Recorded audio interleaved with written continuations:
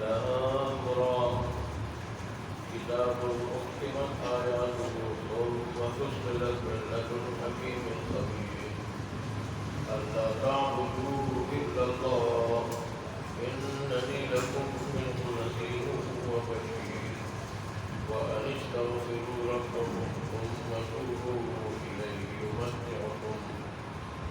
يمتعكم متاعا حسنا إلى أجل مسمى ويؤتي كل ذي فضل فضلا وإن تولوا فإني أخاف عليكم عذاب يوم كبير إلى الله مرجعكم وهو على كل شيء قدير صدق الله مولانا العظيم وصدق رسوله النبي الأمي الكريم ونحن على ذلك لمن الشاهدين والشاكرين والحمد لله رب العالمين. یہ سورہ ہود ہے. یہ سورہ ہود اور سورہ یونس گزر چکی دونوں مکی دور میں آخری وقت میں نازل ہوئی اور ان دونوں کے نزول کا جو وقت ہے زمانہ ہے وہ قریب ہے. اس کو سورہ ہود اس لیے کہا جاتا ہے کہ اللہ تبارک و تعالیٰ نے اس سورت میں حضرت ہود علیہ السلام کی تبلیغی محنت تفصیل سے بیان فرمائی، تو اس لیے اس کا نام سورہ ہود ہے. اس کے اندر 123 آیتیں اور 10 سورت. پھر اس کی ابتدا ہوتی ہے حروف مقطعات. الف لام را. حروف مقطعات کے بارے میں مفسرین کی دو رائے ہیں.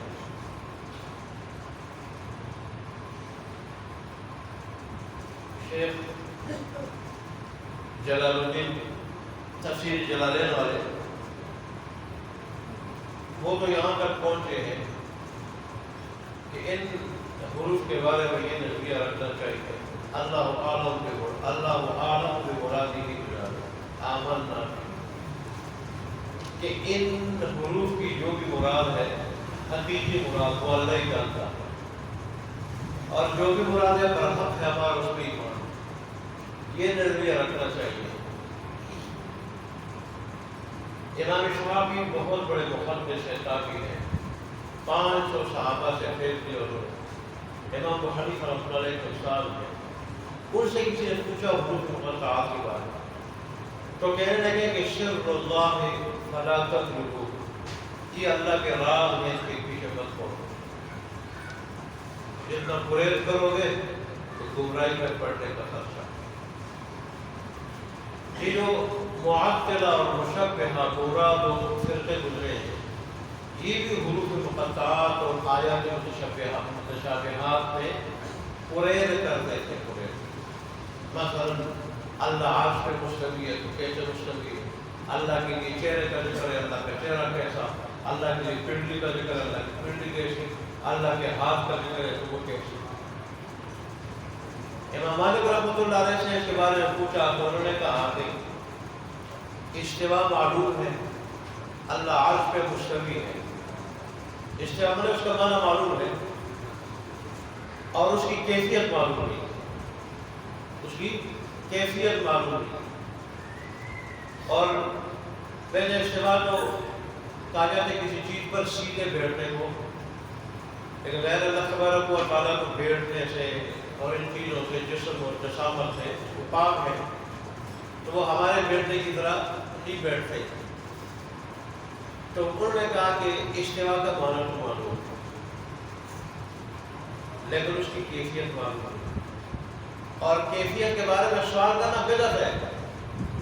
اللہ نے نہیں بتایا، اللہ کے رسول نے نہیں بتایا، اللہ صحابہ کرام نے پوچھا تو پھر اور کسی کو نہیں پوچھا. اور یہی بات امام شافعی رحمۃ اللہ علیہ نے ارشاد فرمائی. البتہ حضرت عبداللہ بن مسعود فرماتے ہیں کہ انہوں نے فرمایا جب تمہیں کسی بات کا پتہ ہو تو کہو، اور جس بات کا پتہ نہ ہو تو اس کو جاننے والے کو سپرد کرو، جاننے والے کے سپرد کرو، اس کے بارے میں کچھ مت کرو۔ البتہ حضرت علی رضی اللہ عنہ اور عبداللہ بن عباس رضی اللہ عنہ جب قرآن عجم میں پہنچا تو عجمیوں کی عادت ہے کوہیت کرنا، ہر چیز کے پیچھے پڑ جانا، لگ جانا، یہ ایسا کیوں ہوا، ایسا کیوں ہوا، اس کا کیا فائدہ تھا، یہ تھا وہ تھا۔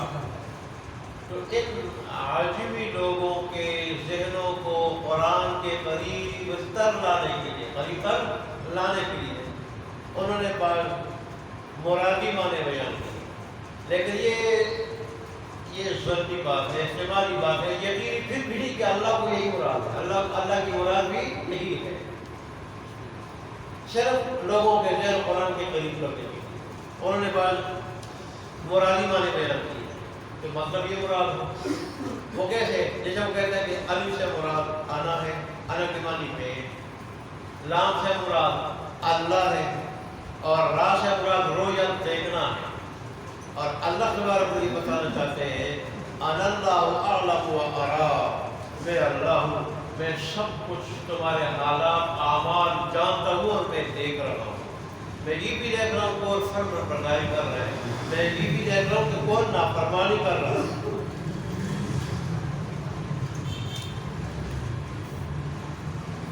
لیکن اصل بات وہی ہے کہ اللہ کی جو بھی مراد ہے وہ برحق ہے، ہمارا اس پہ ایمان ہے، ہمارا اس پر کیا ہے، ایمان ہے۔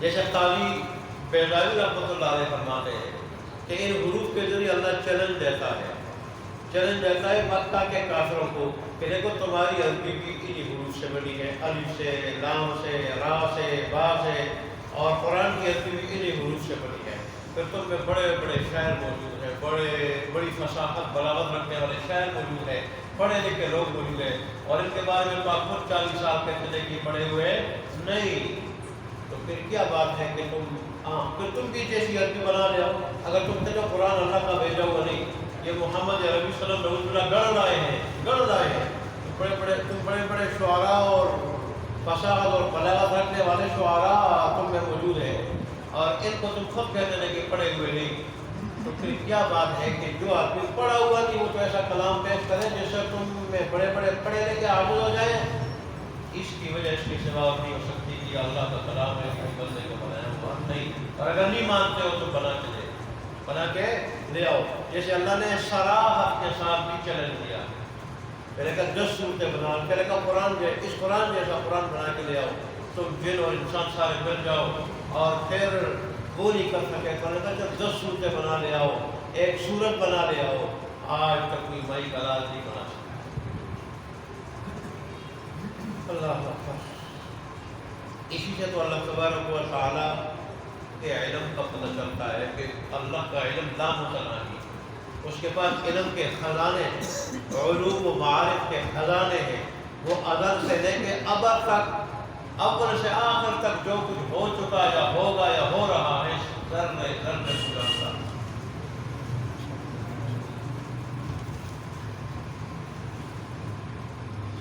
پھر اس صورت میں بھی اللہ تبارک و تعالیٰ نے وہی بنیادی مضامین بیان فرمائے، اللہ تبارک و تعالیٰ کی وحدانیت، رسول اعظم کی رسالت، قرآن مجید کی حقانیت و صداقت اور قیامت۔ لیکن اس صورت کا مرکزی جو مضمون ہے وہ دعوت الی التوحید ہے، دعوت الی التوحید ہے کہ اللہ تبارک و تعالیٰ نے مختلف انبیاء کی تبلیغ محنت کا ذکر فرمایا ہے، اس میں انہوں نے سب سے پہلے جو دعوت دی اللہ تبارک و تعالیٰ کی توحید کی طرف دی۔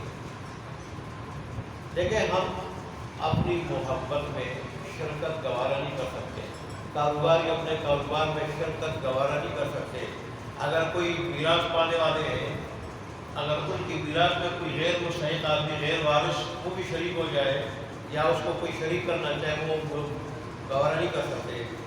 عورت اپنی محبت میں شرک گوارا نہیں کر سکتی، شوہر اگر دوسری شادی کرے تو اس پہ وہ مرنے لگتی ہے اور عدالتوں تک جا پہنچتی ہے اور لڑائی جھگڑے شروع ہو جاتے ہیں، جو مخلوق ہے، تو اللہ جو خالق ہے وہ اپنی محبت میں اور اپنی تعظیم میں عبادت حد درجہ تعظیم کو کہا جاتا ہے، حد درجہ، کہ اس اعتقاد کے ساتھ وہ تعظیم ہو کہ جس کی میں تعظیم کر رہا ہوں وہ عالم کل ہے، مختار کل ہے، قادر مطلق ہے، قادر مطلق ہے، ما فوق الاسباب مدد پہ قادر ہے، دلوں کے راز جانتا ہے، نفع اور نقصان پہنچا سکتا ہے، نفع اور نقصان اگر چاہے تو پہنچا سکتا ہے۔ ایسے اعتقاد کے ساتھ تعظیم ہو اور رکوع کی شکل میں ہو، حضرت تعظیم یا سجدے کی شکل میں ہو، یا نظم و نیاز کی شکل میں ہو، یا معافوں پر اسباب پکارنے کی شکل میں ہو، تو یہ اللہ تبارک و تعالیٰ کی الفاظ ہے۔ یہ کسی اور کے لیے اگر یہ کیا جائے تو اللہ برداشت نہیں کرتا۔ اور ہر نبی نے پہلی تعلیم یہ دی ہے اور پہلی دعوت یہ دی ہے اپنی امت کو۔ تو مرکزی مضمون اس صورت کا کیا تھا؟ دعوت القرآن، اور اس صورت کا کیا ہے؟ دعوت توحید ہے۔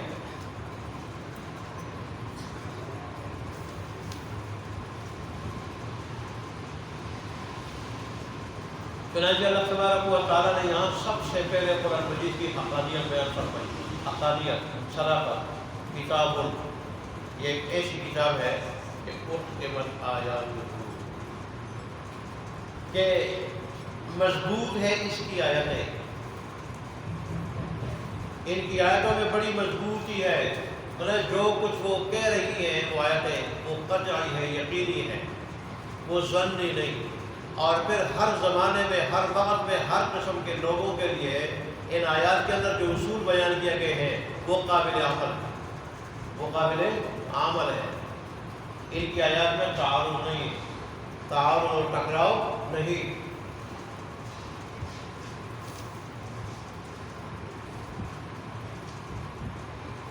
تو مضبوط کی گئی ہے اس کی آیتوں کو، ثم فصلت، اور پھر تفصیل سے بیان کی گئی ہے وہ آیات، من لدن حکیم خبیر، کس کی طرف سے؟ اس ذات کی طرف سے جو باخبر ہے اور جو حکمت والا۔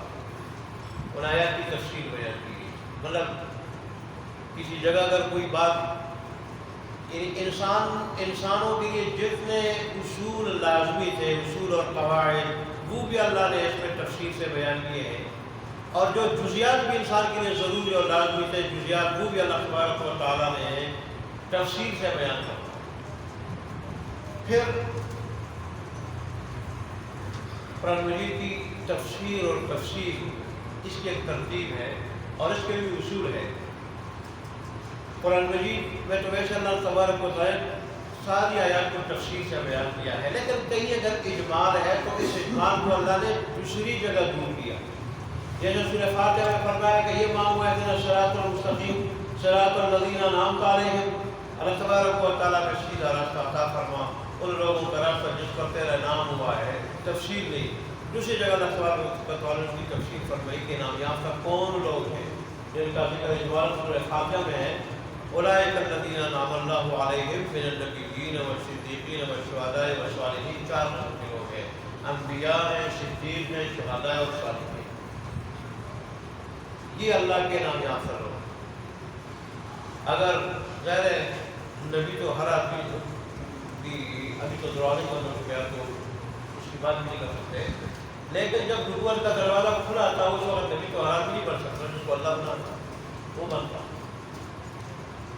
ایسے ہی صدیق بھی جو بہت بڑا درجہ ہے وہ بھی کسی کو نصیب ہوتا ہے، اور شہادت بھی، وہ بھی شہید ہونا بھی مشکل کام ہے، وہ بھی آپ جیسے کمزور کی ضرورت نہیں کر سکتے، لیکن نیک بننا، ایمان کے بعد نیک اعمال کرنا، اس کا دروازہ تو اللہ تبارک و تعالیٰ نے سب کے لیے کھول دیا۔ اس پہ تو اللہ تبارک و تعالیٰ کی توفیق سے ہر آدمی قادر ہے کہ ایمان کے بعد نیک اعمال کرے، ایمان کے بعد نیک اعمال کرے۔ تو اخبار میں فرمایا کہ جو لوگ اور درجے نہیں حاصل کر سکتے، کہ نیک اعمال والا درجہ تو ہر کوئی حاصل کر سکتا ہے، تو جو یہ درجہ حاصل کرے گا انعام یافتہ بندوں میں شامل۔ اب قیامت کے دن ان کی سخت سے کھڑا ہوگا، ان کے ساتھ ایسے لوگوں کا حشر ہوگا، اللہ ان کا حشر نصیب فرمائے۔ قرآن مجید کی تفسیر کسی آیت کے اندر کی آیت کے اندر اجمال ہے، تفسیر نہیں، تو سب سے پہلے تفسیر کی لی جائے گی اور اس کے لیے رجوع کیا جائے گا قرآن کی طرف. جیسے میں نے اس کی مثال دی قرآن کی طرف.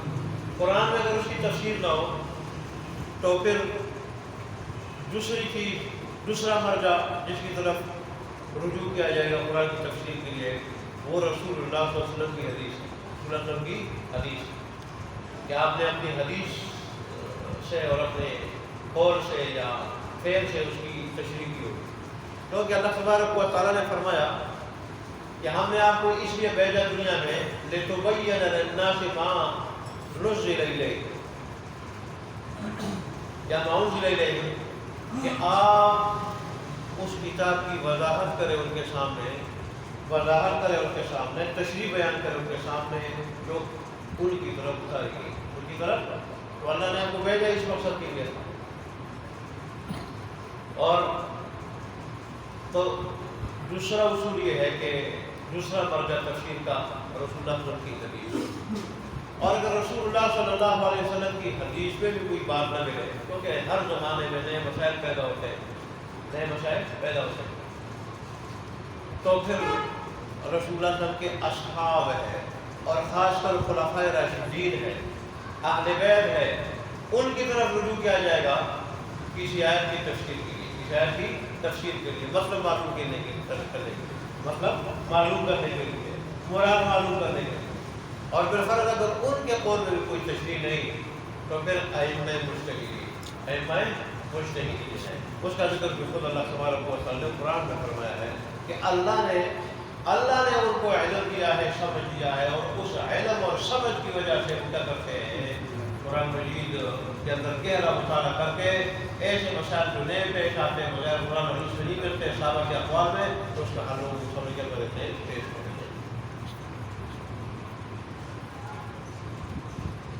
آج کل تو بڑے فتنے اللہ حفاظت فرمائے ہیں، کوئی حدیث کا انکار کر رہا ہے، کوئی کس کا انکار کر رہا ہے، کوئی کس کا انکار کر رہا ہے. حالانکہ حدیث کو ہٹا دے تو پھر دین تو نہیں رہتا. اللہ تعبدوا الا اللہ.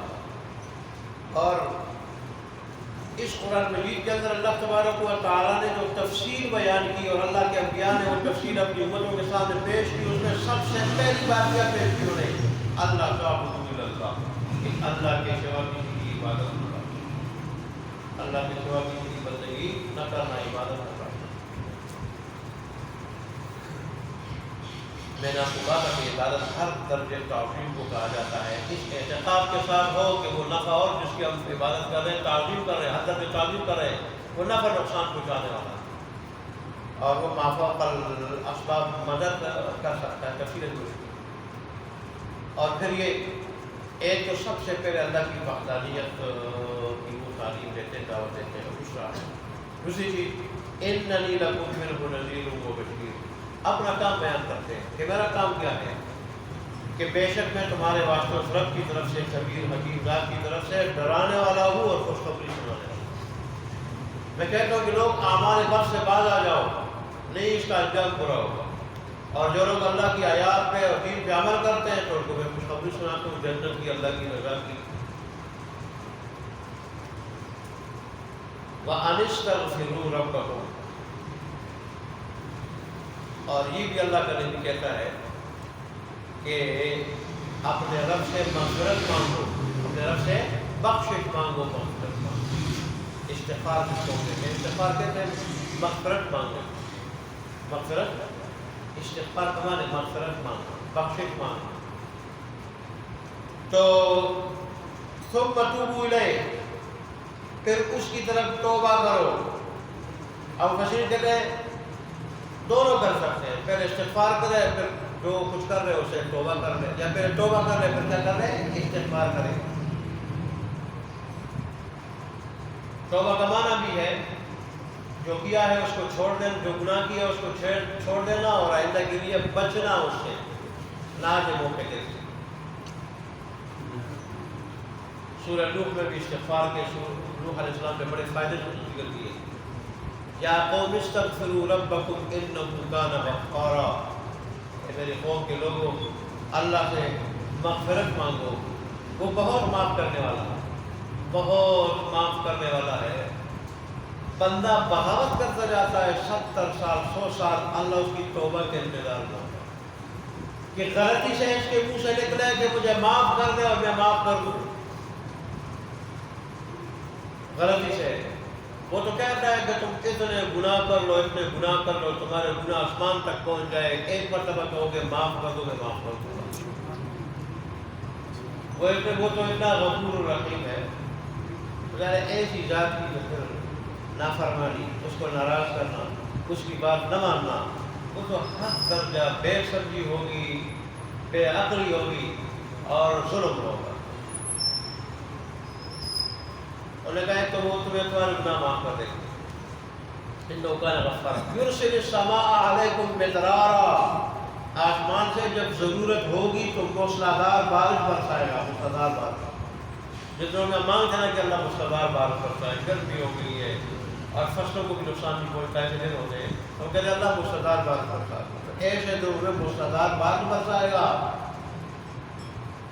جیسے روایت میں آتا ہے کہ جب بندے سے اللہ راضی ہوتا ہے تو اللہ تبارک و تعالیٰ رات کو بارش برساتا ہے، اور جب ضرورت ہو تب رات کو بارش برساتا ہے، اور صبح کو موسم صاف ہوتا ہے تاکہ وہ اپنے کام کاج کے لیے نکل جائے. اپنے کام کاج کے لیے نکل جاتا ہے، کام کاج میں کوئی گناہ نہیں ہوتا، اور زمین سب سبز و شاداب ہوتی ہے، اور بڑی فصلیں اور بڑی چیزیں ترکاریاں وغیرہ کو اگاتی ہیں. اور انسان بھی جو کیا ہوتا ہے خوشحال زندگی گزارتا ہے. یہ خوشحال زندگی کوئی زیادہ پیسوں کا نام نہیں، خوشحال زندگی نام ہے سکون قلب کا، اطمینان قلب کا. ایسے لوگوں کو اللہ مصیبتوں سے بچاتا ہے، لیکن اگر کبھی کبھار مصیبت آ جائے جو اللہ کے وعدوں کے منافی نہیں، تو ان لوگوں کو ایسی مصیبتوں کو پتہ ہی نہیں چلتا، مصیبتوں کا پتہ ہی نہیں چلتا. اور روحانی طور پر ان مصیبتوں سے بھی ان کو راحت محسوس ہوتی ہے، کیونکہ ان کو پتہ ہوتا ہے کہ ان مصیبتوں پہ میں صبر کروں گا تو رب کے اجر ملے گا. اس کی نظر اجر پہ ہوتی ہے. ایک تنخواہ دار آدمی پورا مہینہ، آج کل تو کچھ سہولت ہوگی ہے، جیسے پہلے ٹوٹا IS کے ساتھ مری روڈ پہ چمٹ کے کبھی دھکے مل جاتے ہیں، کبھی گر جاتے ہیں، کبھی کیا پورا مہینے. اور مرد لیڈیز کی تھی جس کو ہم صرف جنازے کرنے میں بھی دھکے کھاتی ہیں. کیوں؟ اس کی نظر ہوتی ہے کہ مہینے کے بعد میں مجھے تنخواہ ملے گی. کیا ملے گی؟ تنخواہ. اس تنخواہ کی وجہ سے وہ دھکے کھا رہی ہے، اور گاڑی سے بعض وقت گر بھی جاتی ہے، اترتے وقت چڑھتے وقت، اور بعض وقت گاڑی میں جگہ نہیں ہوتی، چھوکے کھڑی ہوتی ہے، سب کچھ گوارا کر لیتی ہے. کس کی وجہ سے؟ نظر کہاں ہوتی ہے؟ تنخواہ میں. تو تنخواہ کی وجہ سے ساری چیزیں بھلا دیتی. ایسے اللہ والا، ایمان والا، اس کی نظر رب کے اجر پہ ہوتی ہے، رب کے اجر پہ. اس اجر کے لیے وہ سب کچھ گوارا کر لیتا ہے. پھر اسے یہ تکلیفیں لگتی نہیں، جیسے اس ملازم کو لگتے نہیں ہیں. اللہ نے یہ کامل ایمان نصیب کرے. جس کو نصیب ہو ان سے پوچھ لے.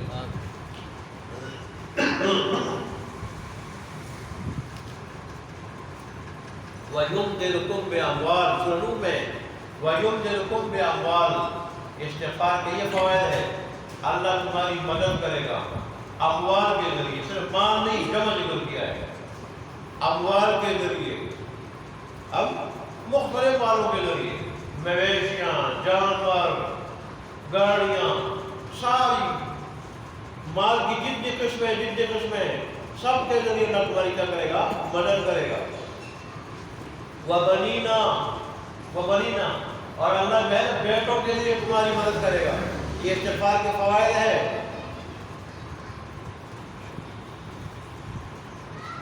اور رسول اللہ کے پاس ایک آدمی ہے، 10 سال ہو گئے شادی ہو گئے، میرے بیٹے نہیں. تو رسول اللہ صلی اللہ علیہ وسلم نے فرمایا کہ این من استغفار، این کنت من استغفار، تو استغفار سے کہاں غفلت میں پڑا ہوا تھا. پھر رسول اللہ نے یہ آیات پڑھ کر سنائی. کیا؟ سورہ نور کی آیات نہیں پڑھی کہ جو استغفار کرے گا، مجھ سے اپنے گناہوں کی معافی مانگے گا، اور عربی میں اگر کوئی پڑھنا چاہے تو ترجمان رسول اللہ کی بتائے ہوئے الفاظ کلمات استغفر اللہ ربی من کل ذنب و اتوب الیہ، استغفر اللہ العظیم الذی لا الہ الا هو الحی القیوم و اتوب الیہ، یہ کلمات پڑھے گا تو اللہ تبارک و تعالیٰ بیٹے بھی دے دے گا، مال بھی دے دے گا، اور اللہ کو سدا بارش بھی دے گا۔ اور یہاں اللہ تبارک و تعالیٰ کے فرماتے کہ ان انبیاء نے یہ بتایا وَأَنِ اسْتَغْفِرُوا رَبَّكُمْ، یا آیات میں تفسیر بیان کی گئی ہے، وہ تفسیر کیا ہے؟ تفسیر میں کوئی اللہ کے سوا کسی کی عبادت نہ کرو، دوسری بات وَأَنِ اسْتَغْفِرُوا رَبَّكُمْ، اپنے رب سے مغفرت مانگو، ثُمَّ تُوبُوا إِلَيْهِ، پھر اس کے سامنے توبہ کرو، يُمَتِّعُكُم مَتَاعًا حَسَنًا، وہ تمہیں فائدہ دے گا، وہ تمہیں فائدہ دے گا، کیسا فائدہ دے گا؟ متاعًا حسنًا، خوش عائش زندگی کے ساتھ، خوش عائش زندگی کے ساتھ۔ ویسے لفظی بات ہے وہ تمہیں فائدہ دے گا، اچھا فائدہ دینا، تمہیں فائدہ پہنچائے گا، اچھا فائدہ پہنچانا۔ بعض مفسرین کا ترجمہ کیا ہے؟ وہ تمہیں زندگی دے گا، یمتعکم تمہیں زندگی دے گا، متاعًا حسنًا، خوش عائش زندگی، خوش ہو۔ لیکن خوش عائش زندگی کی تفسیر میں نے کر دی، کس چیز کا نام ہے؟ اِلَىٰ أَجَلٍ مُّسَمًّى، ایک مقررہ وقت تک، جب تک آدمی مرتا نہیں، جب تک مرتا نہیں، مَا يُؤْتِ كُلَّ ذِي فَضْلٍ فَضْلَهُ، اور دے گا ہر زیادہ اعمال کرنے والے آدمی کو، لفظی معنی ہر فضیلت والے کو اس کی فضیلت کا اجر، فضیلت کا اجر۔ لیکن مراد کیا ہے؟ ہر زیادہ اعمال کرنے والے آدمی کو، کثرت سے نیک اعمال کرنے والے آدمی کو، کیونکہ فضیلت والا آدمی وہی ہے جو ایمان کے بعد کثرت سے نیک اعمال کرے، وہی فضیلت والا اللہ کی نہیں۔ اس کے بعد مفسرین نے اس کا جو ہے مرادی معنی بیان کیا، مرادی معنی کہ جو آدمی کثرت سے نیک اعمال کرے گا اللہ ان اضافی نیک اعمال کا اجر بھی دے گا، اضافی اجر بھی دے گا۔ وہ دنیا کی بات ہوئی اور یہ آخرت کی بات ہوئی، آخرت میں اللہ اس کے اضافی اعمال کا اضافی اجر بھی دے گا، سب سے بڑھ کر۔ اور پھر اس میں تفصیل یہ بھی ہے ان آیات میں کہ آیات کو اللہ نے تفصیل سے بیان کیا ہے، تفصیل بھی رب العالمین کی طرف سے کی گئی، اس تفصیل میں وہ باتیں بھی ہے، یہ بھی ہے وَإِن تَوَلَّوْا، اور اگر تم روگردانی کرو گے، میری بات نہیں مانو گے، قرآن پہ عمل نہیں کرو گے، دین اسلام پہ نہیں چلو گے، اس کی باتوں کو سنو گے نہیں، اس کو قبول نہیں کرو گے، عمل نہیں کرو گے، سمجھو گے نہیں، تو پھر فَإِنِّي أَخَافُ عَلَيْكُمْ عَذَابَ يَوْمٍ كَبِيرٍ، بے شک میں تم پہ ڈرتا ہوں بڑے دن کے عذاب سے، اور بڑا کا دن کون سا ہے؟ قیامت کا دن ہے۔ اس دن کی پکڑ سے اللہ بچائے، ادھر لوگ چھڑا لیتے ہیں، برازی چھڑا لیتے ہیں، رشوت چھڑا لیتی ہے، بندہ جتہ چھڑا لیتا ہے، لیکن وہاں اللہ کے عذاب سے کوئی نہیں چھڑا سکے گا۔ اللہ سبحانہ اپنے عمل کرنے کی کوشش